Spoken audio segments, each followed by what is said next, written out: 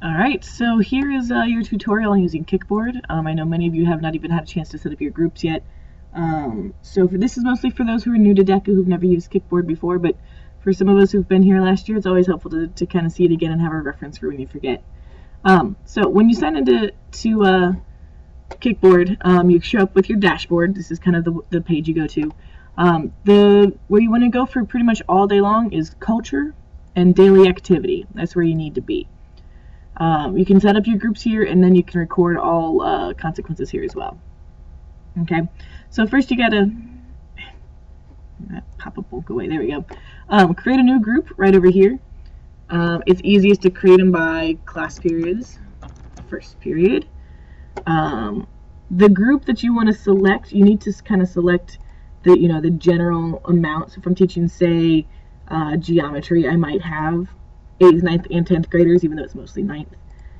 So I go to add group, and this is going to name it, and now I need to kind of go over here. So my only available students right now are 9th, 10th, and 8th, 9th, and 10th. I can always change that. I can go over here, click, maybe I need to do that, click update group. Maybe I realized I have a junior in there that I need to add. Then it takes a few minutes, and sometimes it's not the fastest. And now I can see those. So I'm going to go through and I'm going to pick out my 10th graders first. Maybe it's those 4. You scroll through list. And I got to pick up my 11th grader. And you do this and you just pick all of your kids. And once you're done with all the ones you want to choose for your group, do make sure you go back to update group. If you forget to update the group, that's not going to put the kids in it.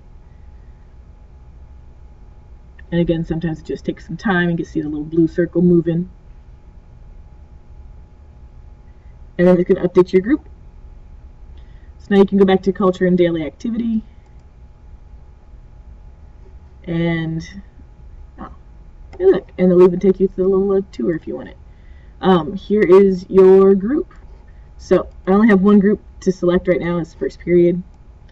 And all I do to assign a student one, I'm going to try and do this without screwing up anybody's. Choose Dashe. And let's say, first of all, I need to give her a demerit. I'm going to say, she didn't have her pencil with her in math class. Sometimes the filter, it likes to have the first word. It's not just any word. It's easy. You'll find the ones that you tend to give in class most often, and you'll be used to where they're at. It also doesn't say pencil, so I bet if I typed in utensil, see, there it is, utensil. So I'm going to select that, and it assigns it to her. If you want to do a note, see how it has a note here? You need to do that ahead of time. So let's say I'm going to give Dashe another level 1. Maybe she was talking to a friend in class. I type it in there. Then I can go and select the behavior. So not off task. Talking to a peer class when allowed. I select that. Oh. And often it'll give these warnings. I forgot to click on her name, so I'm going to do that. Now I can do this. And there it's assigned to her. Okay? So pretty easy to do. If you ever want to delete, if you hit the little expanding arrow next to her name, you can see all of these things. So I need to go through and delete these because I don't want those to show up on her. Dashe was never inappropriate and always a fantastic kid. There we go. Okay, so I deleted the ones I did. So if you ever mess up, you can always do that. So again, to get to their list for the day, you just hit that expand button and it will show you. This way you can also see other things. So let's say I had Dashe second period and I wanted to see how her class was going first period. I could see, hey, look, she's doing really well in her pretest, so she's in a really motivated mood today. So you can always see what everybody else has done. When you want to edit your groups, you go back to students and groups. So if I need to put in another group, I can do that there. So you do it the same way. You can always check the consequence roster. If a student says, hey, do I have detention? You can check. You go to culture, consequence roster, and I can already see here's our detention list for today. Day 3, and there's already people with detention. But that's really good. Then you can call home, you can tell them exactly why. Most of the ones that say for -6 merits, those are kids who got 3 level 1s that just kind of added up.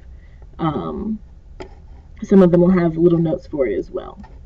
You can also look if you want to see Friday Night School or ISC. Hopefully nobody's in ISC yet. Good for them.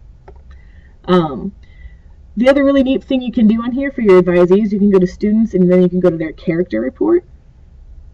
Right now it only has my first period. I do tend to make a group, by the way, for my advisory. I'm just going to see, for first period, for all those random kids I put in there, I'm going to see all of their reports. So I can see Suhaib's right here. Wednesday he didn't get anything extra. Thursday he did, so he returned his signed slip for Steuben. And then Friday he hasn't got anything yet. So if I'm going to start making some positive phone calls home, this gives me a great place to start with. Fatima also already has a merit. So again, I can kind of start getting an idea of how are my kids doing so far.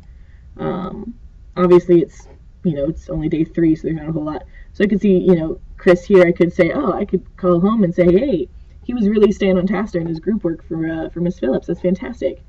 So, if you're always looking for ways to call home for positive things for your advisees, this is the way to do it. You can print these, which is pretty nice. They actually come up on a single page by student. I believe, they used to come up with a page to sign as well.